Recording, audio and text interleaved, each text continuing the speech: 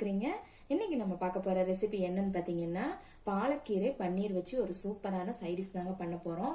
ஒரு சூப்பரான கிரேவினே சொல்லலாம். சப்பாத்திக்கெல்லாம் இது வேற லெவல்ல இருக்கும். பாலக் பன்னீர் கிரேவி தான் இன்னைக்கு பண்ண போறோம். வாங்க இதை எப்படி ப்ரிப்பேர் பண்ணலாங்கிறத பார்க்கலாம். இன்னைக்கு நம்ம பாலக்கீரை அளவுன்னு பார்த்தீங்கன்னா ஒரு கைப்பிடி அளவு எடுத்துருக்குறேங்க. இதை நல்லா சுத்தம் பண்ணிட்டு நல்லா க்ளீன் பண்ணிட்டு தண்ணியில் அலசி எடுத்து வச்சிருக்கிறேன். இப்போ இதை நம்ம வேக வச்சுக்கலாம். இப்போ ஒரு கடாயில் பாதி அளவுக்கு தண்ணி ஊற்றி வச்சுருக்கிறேங்க. தண்ணி நல்லா கொதிக்கட்டும். பாருங்கள், நல்லா தண்ணி கொதிக்க ஆரம்பிச்சிருச்சு. இப்போ இந்த கீரைகளை நம்ம இதில் போட்டு மூடி வச்சிடலாம்.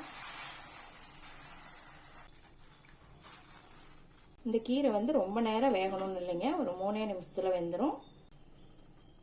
இப்போ ஒரு 3 நிமிஷம் ஆயிடுச்சுங்க. ஓப்பன் பண்ணி பார்த்துடலாம். போதுங்க, இந்த அளவுக்கு வெந்தால் போதும். ஒரு 3 நிமிஷம் மட்டும் மீடியம் ஃப்ளேமில் வேக வச்சுக்கோங்க. இப்போ இதை ஒரு பாத்திரத்தில் நம்ம எடுத்துக்கலாம்.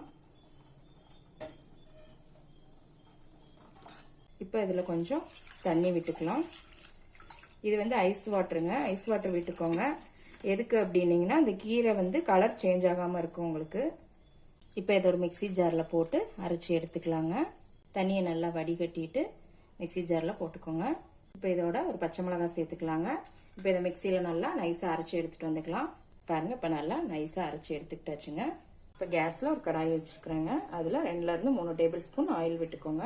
ஆயில் சூடானதும் 1/2 டீஸ்பூன் சீரகம் போட்டுக்கோங்க. அதோட 2 துண்டு பட்டை, ஒரு அன்னாச்சி பூ, 2 கிராம்பு, பிரிஞ்சி இலை, ஒரு ஏலக்காய். இப்போ இதை லேசாக பொரியட்டும். கேஸை மீடியம் ஃப்ளேமில் வச்சுக்கோங்க. ஒரு டீஸ்பூன் பூண்டை நான் துருவி போட்டுக்கிறேங்க. அதாவது ஒரு 4 பல் பூண்டு இருக்கும். இதையும் நல்லா வதக்கிக்கோங்க. பூண்டு நல்லா வதங்கினதுமே 3 பெரிய வெங்காயத்தை இதே மாதிரி பொடியாக நறுக்கி போட்டுக்கோங்க. வெங்காயத்தை 2 நிமிஷத்துக்கு நல்லா வதக்கிக்கோங்க. வெங்காயமும் நல்லா வதங்கிடுச்சுங்க. இப்போ இதோட நம்ம தக்காளி சேர்த்துக்கலாம். ஒரு பெரிய தக்காளி பொடி பொடியாக நறுக்கி போட்டுக்கோங்க. இதையும் நல்லா வதக்கிக்கோங்க. தக்காளி நல்லா மசிகிற அளவுக்கு வதக்கிக்கோங்க.